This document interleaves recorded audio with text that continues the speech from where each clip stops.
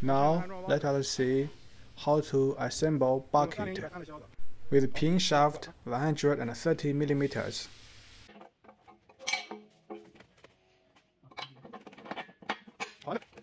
Now we are assembling a cylinder with pin shaft 80 mm.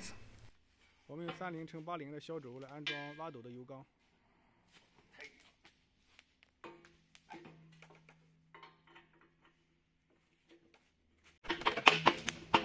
好的。This is bucket linkage. We are using pin shaft 130 mm. Now let us assemble another linkage.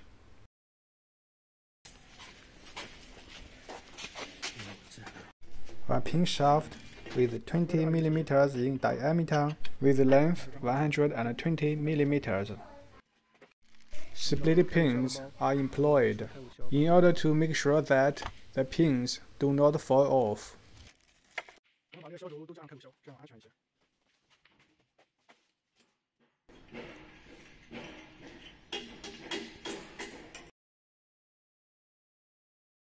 Now we are connecting the bucket and the linkage with pin shaft 130 mm.